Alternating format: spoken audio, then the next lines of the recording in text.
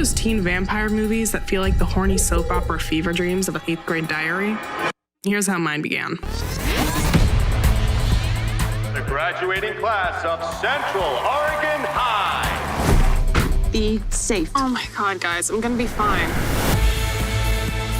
My first night in LA, and it's already the best night in LA. Hi. We're going to after hours party if you want to come. That's enough.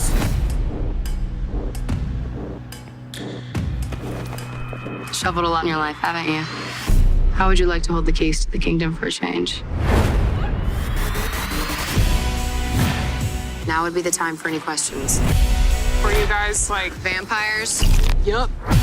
Do you guys kill people? Indiscriminately. Innocent people? It's like 80-20. Rule number 1, never turn a man into a vampire. Men can't handle power. Welcome to Fight Club. Fight Club? What about bit girls? Sounds like we're part of STEM or something. Welcome home. What, no coffin? Why would we do that? 'Cause it's dope. You're staying away from drugs, right? Yes, Mom. My life's a horror movie. Life's full of things you never think should happen, and then it does.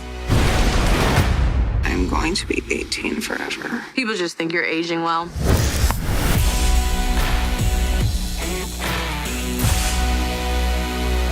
What are you eating? Chicken fingies. Did you start it? Yeah, we're getting. Oh, sorry, everybody. Welcome to Movie Humpers. I'm Bob Sham. I'm Angela. I was eating gluten-free chicken fingers. Don't try to convince people you're cool. But I called them chicky fingies. The sounds you hear will probably be either dogs or Angela chewing. But we're here. I'm also using my super cool. Your WWE. Yeah. My mom made this for me. Also, Brainbuster. Yeah. This is how you know she fucks. He does, though. I can clarify. What if you were like, she hasn't fucked in years? Yeah. That would be sad. Yeah, I guess it would. Sad marriage. Movies are gay. Yeah. Did you know that? I did. We started off with Rope. We're popping it off with Rope. Yes. And then now we're at a more modern feature that I read a little bit about, but I purposely didn't tell you about it. So we sat down and we watched the movie Bit, Yes. a low-budget vampire movie that was released in 2019 at the Inside Out Festival and came out in May of the following year in 2020. All right. And it stars, it's directed by Brad Michael Elmore, Okay. who is not a gay. He's just a bro, a dude, just like me. Okay. He's not gay or anything. He's not. I thought maybe he would be, but he's not. Yeah, or that this would be directed by a woman. Yeah. But I just kind of assumed he would probably be gay, but he's not. But I read a Vulture article where they interviewed him. Okay. And yeah, that's how I found out. And I guess he read Feminism 101 books. He read that Scum book. You know that lady. I know what you're talking about. I can't remember her name, but she's the one that shot Andy Warhol. Oh, yeah. Lily Taylor portrayed her in a movie. I Shot Andy Warhol. And I Shot Andy Warhol. That's the Scum Manifesto. Yes. I did watch that movie. Yeah, that was an eradicate all men book, essentially, right? Which, you get the punk spirit of it. But yes, so this is a movie where the lead is transgender. It's Nicole Maines, who's apparently in one of these CW superhero shows, which are all done now, apparently. Okay. We watched those like 10 years ago, if you'll remember. Yeah. And then we couldn't keep up when... It got too crazy. It got crazier since we stopped watching. watching. Crossovers that we weren't watching everything that was crossing over, and then we didn't care. Now, I knew that the lead character was a transgender woman. Because you knew that, did the weird things they would say to sort of vaguely let you know that made sense to you? But to me, Yes. I just looked at her as a woman, And so there were like a few odd here and there comments. They never made it obvious. And not that it needs to be, not that anything needed to be commented on about it at all, unless you're going to make it a plot point somehow. I kind of felt like it should have been brought up a little more. This movie's very mediocre. Yes. But so when you get a mediocre movie, that seems like it has a lot of potential. It's trying to say something. It did say something. It just said it in the most surface, freshman year college way that you possibly could. Men abuse power when given to them. Well, at first, it's presented like in the kind of the second wave, like the problem with corporations is that women don't run them, that kind of thing. You get that vibe, sure. But it's not going to maintain that. You know that it's going to, how's it going to get to the philosophical point of intersectionalism? And it does it in the clumsiest way that doesn't really challenge these characters at all, truly. And there's really not like much of an ideological challenge at all. And we'll get into what I kind of would have projected and have wanted out of a movie like this. But what we got was just kind of very shallow, much shallower than I thought it was. I feel like I could do the plot in like under 30 seconds. Kill it, do it. So, main character, don't even remember her name. I kind of like her role. I liked her. I liked her as an actor. She was really good. Because the one thing that I really loved about her is it felt really like raw and real and not like she was trying to be anything. This movie wasn't like complete shit across the board. No, there were some good performances. It seemed like there was something. I mean, I won't say anything was like a great performance. No, I said but good, I'm saying, some good moments. But I'm saying it seemed like there was really something to pull from here. And then the more you got into the story, the more it had a story that kept getting a little in front of itself. In the right hands with the right editing, this could have been very interesting. Yeah. So basically, girl moves from Oregon to Los Angeles to live with her brother, who's been there for a couple years. He's a little older than her. She just turned 18. Yeah. And so she's got a fake ID, right? And first night there, he's like, we're going out. And so they go to the club, and at first, he's like, how's your ID? And she's like, well, it's good at home. And he's like, okay. So they're not going to let her in. And then this vampire walks up, who you know is a vampire because we already saw her kill somebody. They killed a guy and a lady that they hang with. Yeah, they like to. Oh yeah, they trap a lady. A thing. They trapped a lady because she turned a boy. Because that's the rule. You don't turn boys. And they say that at the beginning even. So it's not like it's a big deal when that happens later. But whatever. So the vampire comes up and is like basically glamours the man to let her in the club. So then from there, she ends up hanging out with one of the other vampires that night. They go to an after hours party, which we find out is like this big warehouse owned by these vampires. She makes out with this one hot vampire, and then the vampire's going to eat her, drink her blood. And when she is like drinking her blood, the lead vampire comes out and is like, no, don't do it to her. I like this one. Then they throw her off the roof. And then she's got to deal with being a vampire. She's got to deal with being a vampire. And so there is a moment, there's this whole thing where she's not answering the phone calls from her best friend from home. She's not answering the phone calls from her mom, her brother. No one can get a hold of her. She's being real flaky. They all just kind of assume she's on drugs, I think. The girls show up a night or two later and they're like, let's go out again. And then they give her the choice. They say they're giving her a choice of you can take an antidote or you can feed and be a vampire. She can't do it. And then these vampire hunters come and attack the coven of vampires. I want to talk about these vampire hunters for a second. Like, they are nothing, essentially. And it seemed like if they're going to be this much of nothing, that you really shouldn't put them in at all. I agree. But there was an interesting thing where when action pops off in this movie, it's like, ugh, okay.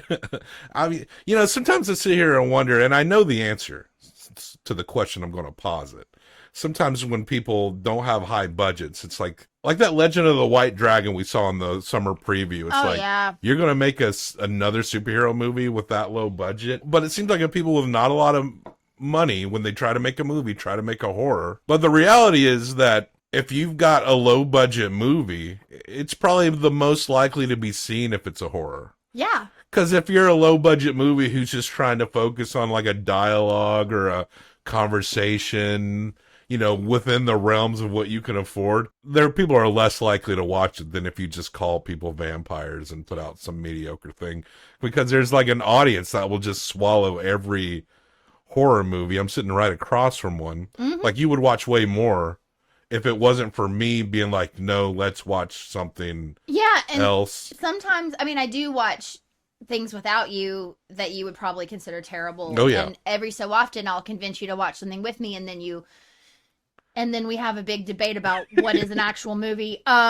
And why am I making you watch things that are terrible when I can have fun in a terrible movie? Most of those terrible things are usually shows, though. I was mostly thinking of when I made you watch Peelers, and then we had to talk for a that really shit long was time bad. about what was. Yeah, that was bad. Yeah. But so is this.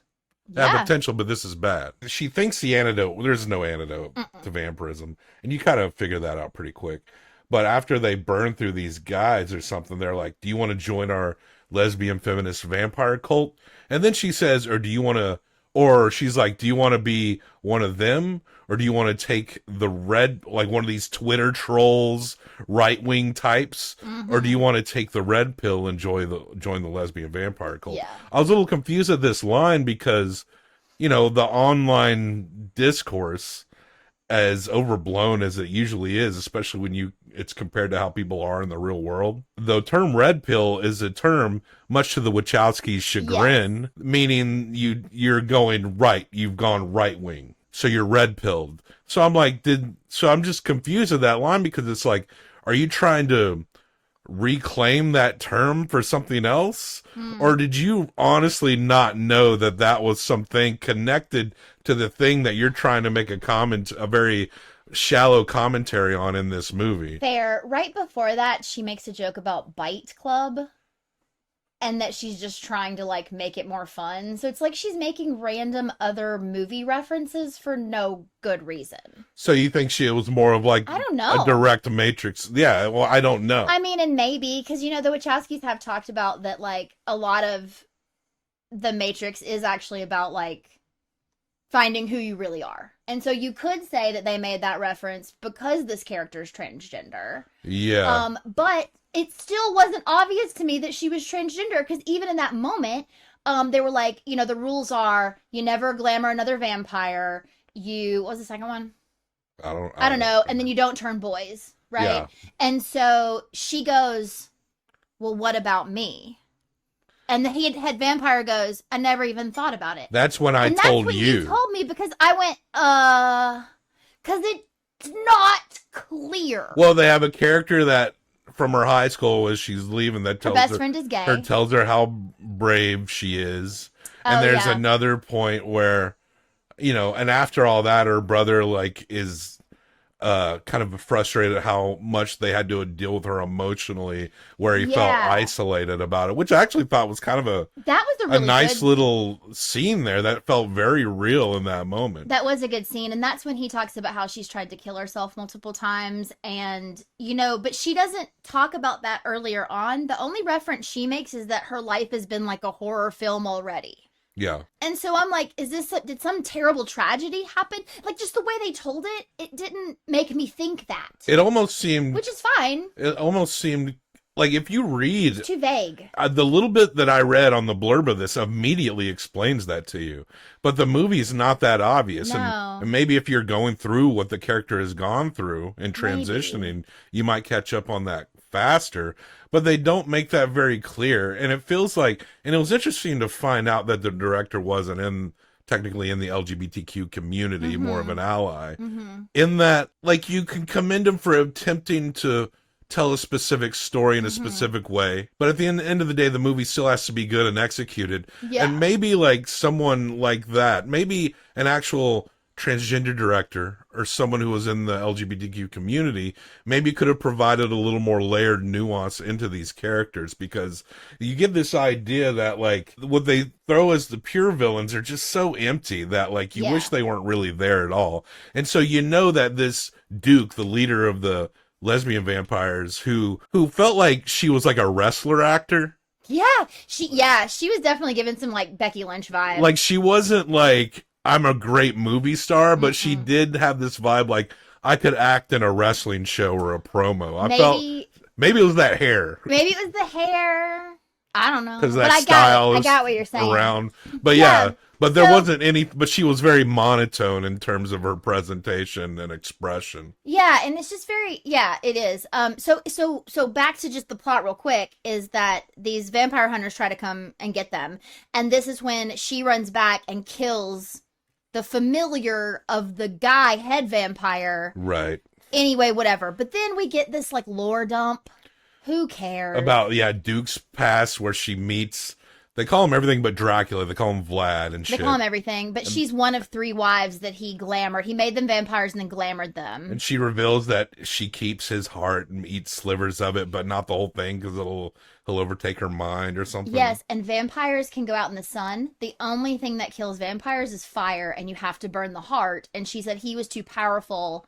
They couldn't burn his heart. So yeah, she eats his heart slowly. When it comes to the vampire rule, which are the ones you prefer? I find that if you can hang out in the sun for a long period of time, we get annoyed if the sun doesn't burn you up in a vampire movie. I do, yeah. But what other rules are you like, these should be I think burning up in daylight is a great one because what is the downside? Everyone's going to get killed by fire. Yeah, everyone's going to get killed by fire.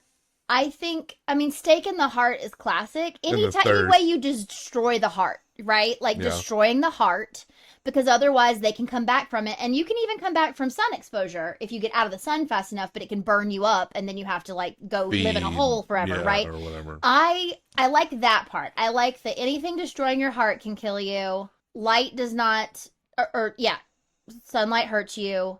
They did do the crying blood in this one. That's one that I've always kind of liked. But it brings up a lot of issues because if you cry blood, then every body fluid should be blood. You should cum blood. Your spit should be blood. Sure, just say your piss is blood. Like, so that doesn't actually work. I feel like the garlic and cross thing, you can throw that out. Who cares about that? Holy water? No. Doesn't need to do anything. Maybe you can like be like, ugh. Like maybe they don't like it. But they're not going to... But sunlight should burn your ass. Sunlight should burn your ass, yes. In terms of rules and limitations, these vampires don't... Other than thirst, they don't have much holding them back. This is true. And I will say, I much prefer just being able to be in the sun to that glowy vampire shit. Which we still have watched those movies, and I don't want to watch those movies. If they come up randomly, we will. If they come up randomly, we will. But I'm not a Twilight girl. Well, the end of the movie... is basically she's full vampire, but she doesn't want to eat. She eventually goes back to the apartment and gets in a fight with her brother, and she bites her brother. She doesn't kill him completely. She doesn't kill him. She freaks out. But she brings him to the one place on this planet she probably shouldn't. She thinks there's an antidote. The place that... No, right. But the place where they're going to be mad that you turned a boy. So the Duke character is doing this very surface, exclusionary gender feminism rant. Yeah. Like I said, it's going to get into intersectionalism, how. But it does it in the most soft, almost a cowardly kind of way. Because like Duke's going to secretly be the villain. But she barely gets painted as one. Says something like, tell him, you've been manipulating these other lesbian vampires this whole time. Oh, the big bad guy says that because they bring him back to life, like Laurel. Which was stupid as shit. Yeah, he gets like brought back to life and to fight Duke. It's really stupid. Man, when that guy showed up, boy, the acting went like hard. Like terrible. There's nothing to brag about in this movie, but that guy was like, oh my god. Well, but I'm saying, yeah, tell them you've been manipulating them this whole time, and then it's revealed that. This girl you're not supposed to glamour other vampires, that is supposed to be women's strength, has been mind manipulating her lesbian vampire coven.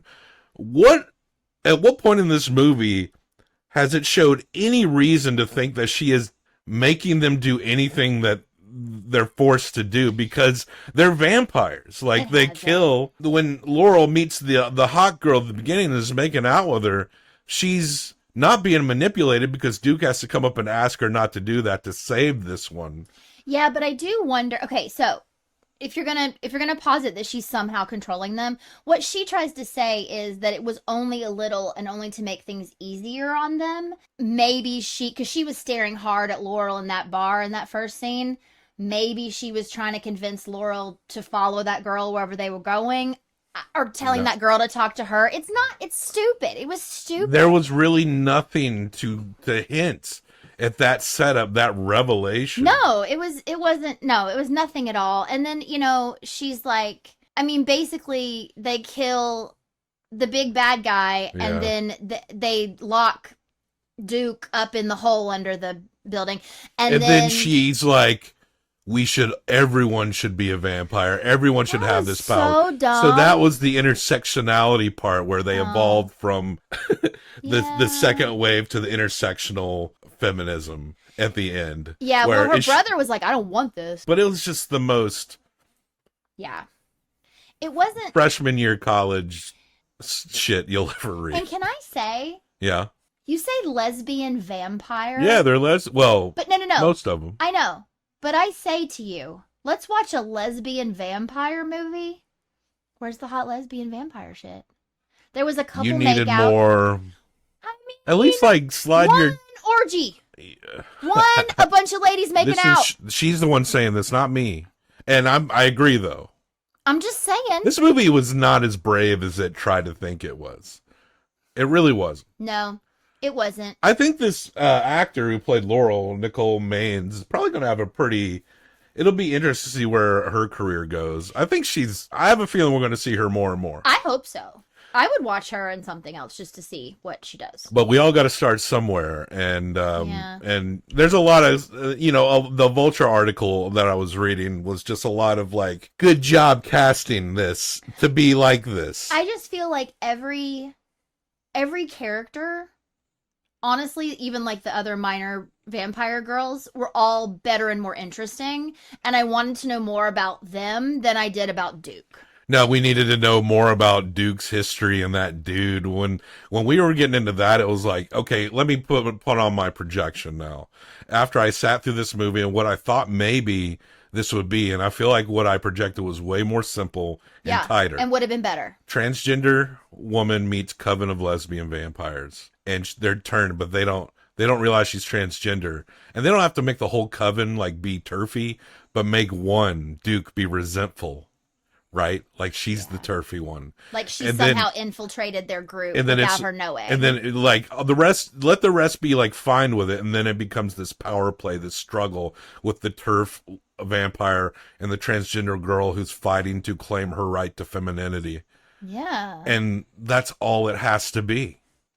Right? But I think the idea of like the cisgendered white dude who directed this. Yeah. Maybe there's just not enough nerve to get to that point too, because there is layers to this shit, this LGBTQ shit. Different people have different ways of looking at this. We were positing, we don't know for sure, just based on rumor, that Alfred Hitchcock maybe had some animosity towards women. Yeah. And also positive that maybe he was a closet homosexual. Like, I mean, anyone, you're born these ways, so that doesn't inherently make you wise or accepting or a good person, there's like the opposite of, I don't know if I would say it's exactly the opposite of a TERF, but right, like, no, it's not because a TERF doesn't think that transgender women are women, right? But transgender women are women. Case closed. And but there's this like group of gay men who it's a really big deal to be a gold star gay. Do you know about this? Go ahead. They've never touched a vagina, not even their mothers. They were like cesarean section gay men who've never seen or touched a vagina. And it's like this thing that is so bizarre. And I've actually heard other gay people talk about this as like, what the fuck are they talking about? Do you know what I mean? Like it's insane. Like when people there's certain people who can claim that and like wear it as like a badge of honor. Like I've never... Not even my mother's vagina. There's some woman hate in there. And hardcore feminists, a branch of them, that see women wanting to transition into being males to be an insult to them. And males wanting to transition into women as something that is trying to invade their space. And a lot of these groups, and this is very hardcore second waiver shit. And a lot of these women can be lesbian, And so there is these aspects of these groups. And I really think you would have had something really, really interesting if you presented the ideological layers and the issues that these communities have to deal with within their own communities. Yeah.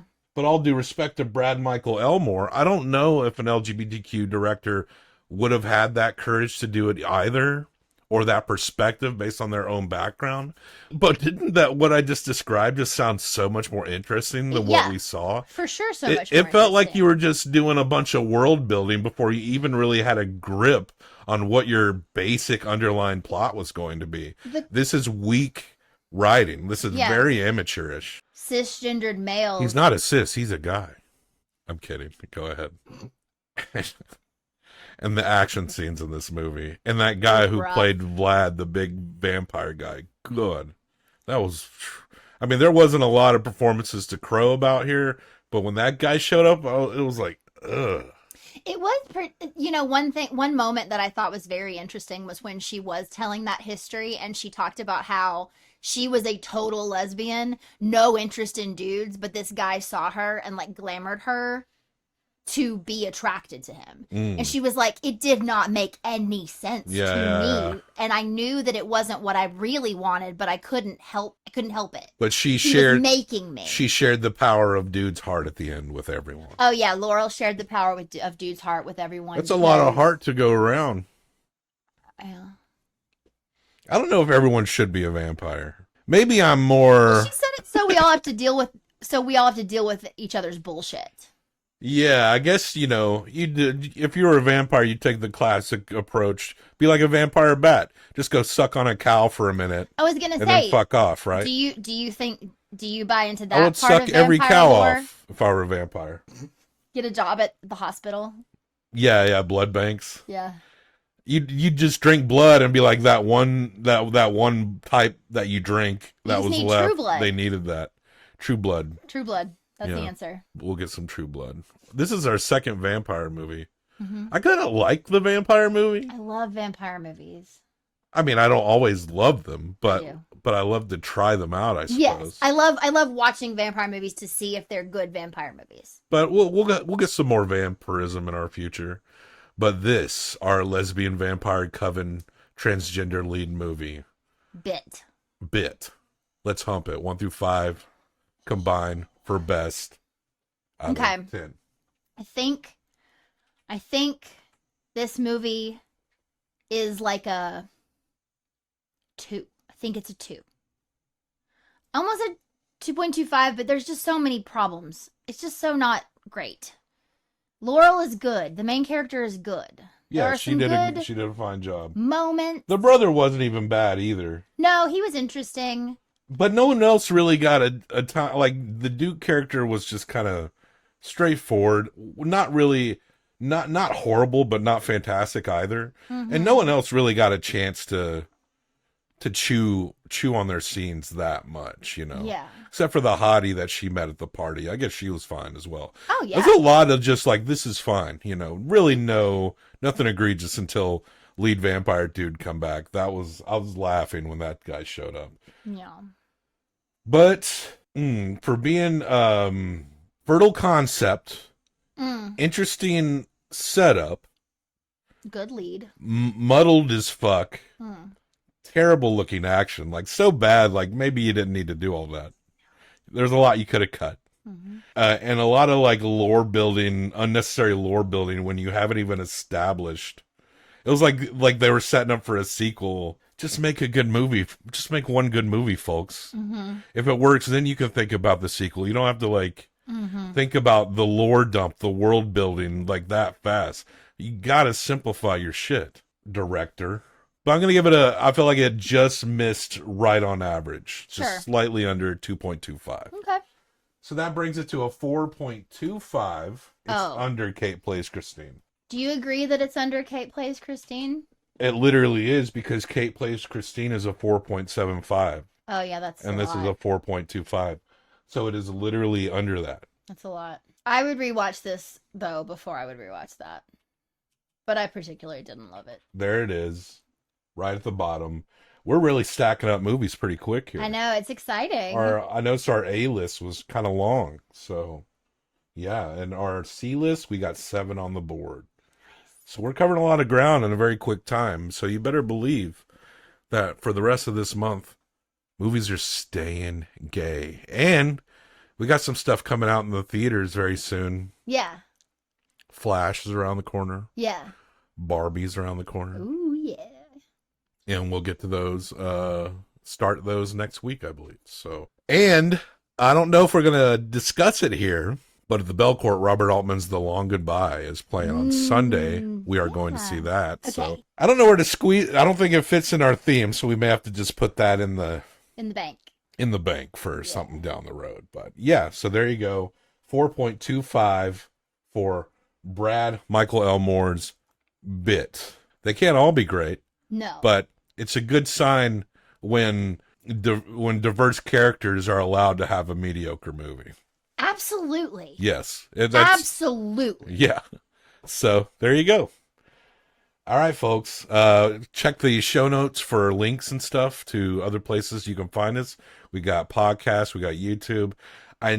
We have a Twitch that I need to do things on. So I'm going to try to come up with something.